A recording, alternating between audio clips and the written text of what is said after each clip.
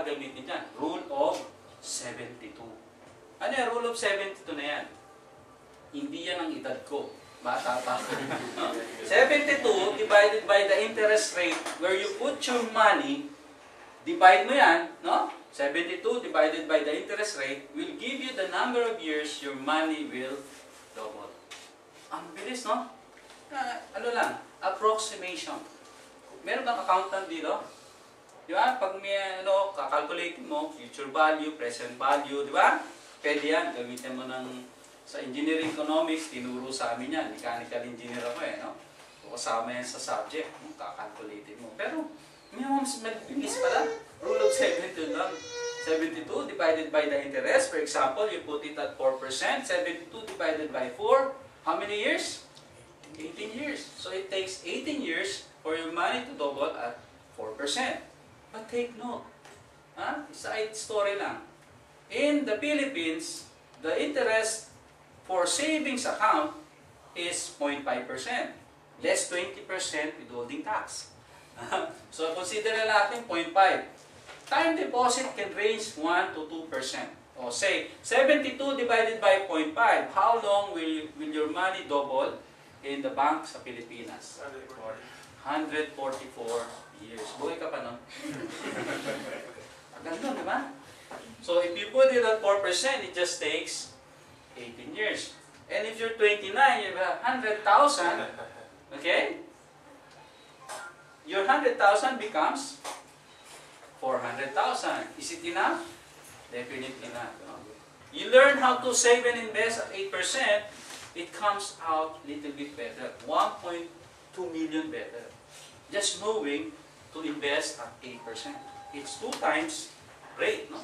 If you learn how to invest better, 6 years na lang.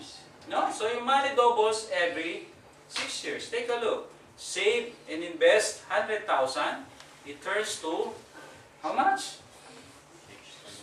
What's the difference between 6.4 and 400,000? 6 million. Actually, that's the cost of financial illiteracy.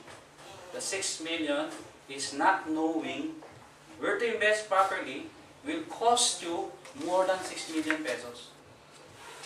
And Feli mentioned earlier, it cost us several 100 millions, not knowing where to save and invest.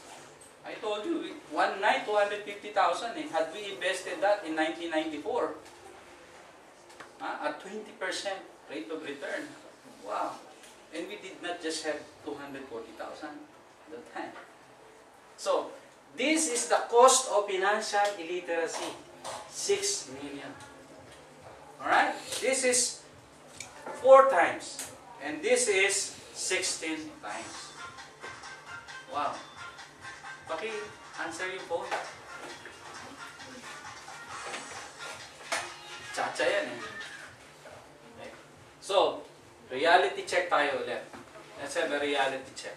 Where do most people put their money? In the bank. How many percent? 1% and less. Diba? Not even 4%. Where do they borrow money? From the same bank. Right? Have you experienced this? They call you up, you have a deposit of 100,000, they will ask you to approve by a phone, yes. 200,000 loan. And they say, in 3 to 5 days, you receive the check. Have you experienced that? What is the rate that they will charge you? 1-2% per month. But your money earns only 0.5%. That's how financially ignorant people are. And they jump. Oh, ito ayos to Pinautang tayo ng bangko, not knowing na yung 100,000 sa 200,000 is his own money that earns only 0.5. And yet, pinautang at 1% per month. But parang uminit. Is it hot or is it just me? Can you, baka pwedeng buksan ng konti.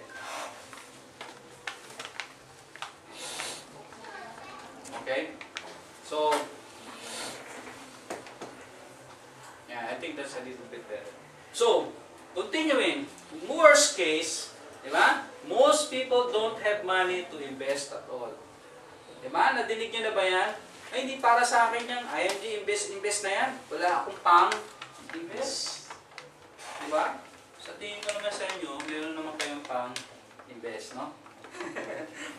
Well, kung wala, I can tell you how to get out of that situation by following pay yourself first. And in a short while, I'll be discussing that. You know how to pay yourself first, and then you harness the power of compounding, rule of 72.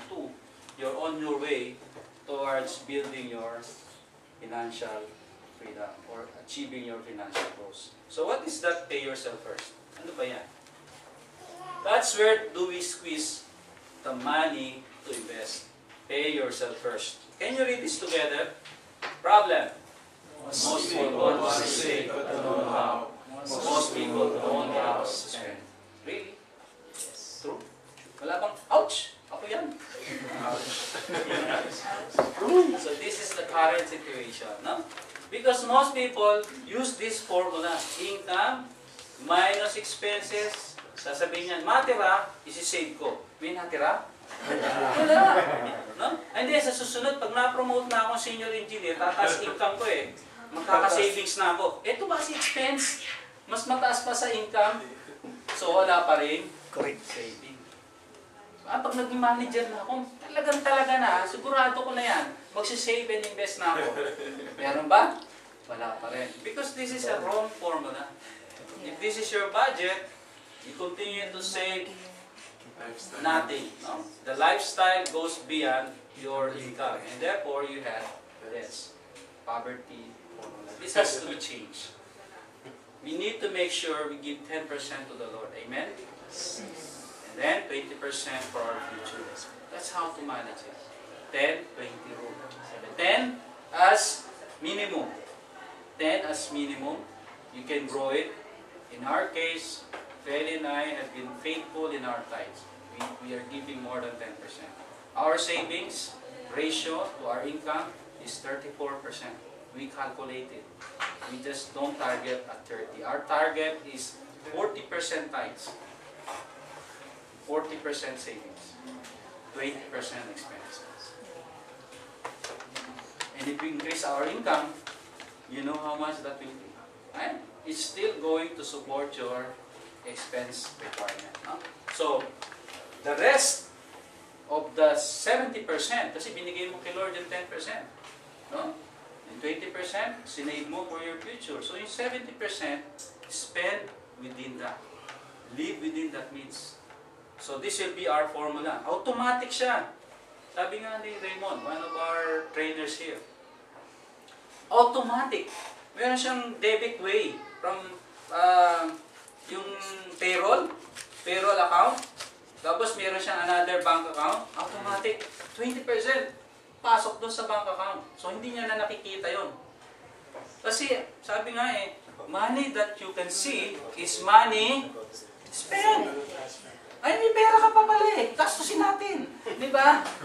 Expertise kasi ng mga tao to spend, right? We're not being taught in the beginning of our lives to save. Di ba? Sabi ng iba, pinaghirapan ko yan, kinita ko yan, dapat gastusin ko. Tama, gastusin mo, pero magtira ka para sa future mo, sa 20%. Agree? So, with this prosperity formula, the income, the budget, automatic envelope, 10% kay Lord. 20% for your savings. And then, your lifestyle and your expenses, 70%. Sigurado yan, may savings. Walang labis, walang kulang. And that's what Brother Boy is preaching. So with this, we can fund the complete financial needs that we have, or financial plans that we have. Agree? So, we have talked about savings. Ano ba yung savings na pwede nating itabi? Take a look at this. 1,000 pesos. Hindi sing ha? 1,000 pesos is 33 pesos per day. Isang turon lang yan dito sa Singapore. Tama? $1 yung turon dito eh. 34 pesos. Diba, isang turon lang. Huwag ka na muna kumain ng turon. Save mo. Take a look. Take a look. At 12%, at 25 years of saving and investing that's 1.8 million.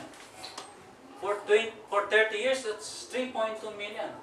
Do you know that at 80 years, saving consistently 1,000, you have 1 billion?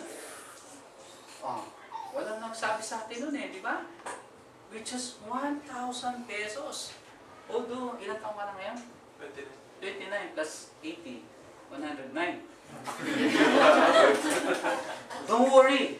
If you, sabi nga natin, di ba? Disciplined way of saving and investing. If you learn that, you transfer it to your children, and they continue that intention to save 1,000, 1,000 lang. They can turn 1,000 per month into 1 billion. So, can we eradicate poverty? Can. Can. Diba? As introduced by Raymond, daming naghihirap na Pilipino. Not because hindi tayo matalino. Napakatalino ng Pilipino, di ba? Matalino pa sa matching. Pero kahit di mukhang matching, no? Matalino, pero hindi alam paano palaguin ang pera. So with just 1,000, what if you can save and invest 5,000? Dito sa Singapore, kaya-kaya yan. I check out a lot of incomes, and I think ang range is 5,000 to 50,000 for some of you. Imagine if you can save and invest 5,000, that's in 20 years about 5 million. If you save and invest 50,000, that's 49 million. 49 million in 20 years. Difficult to do? No. You just have to know, literacy umpisa. You just have to know, saan yung 12% na hindi ka ma-scam? The second thing you need to know is discipline. Or not know that. That's a practice. You need to develop the habit of saving and investing. Third thing you need to know is, saan company yan? Di ba? And all those three, we can offer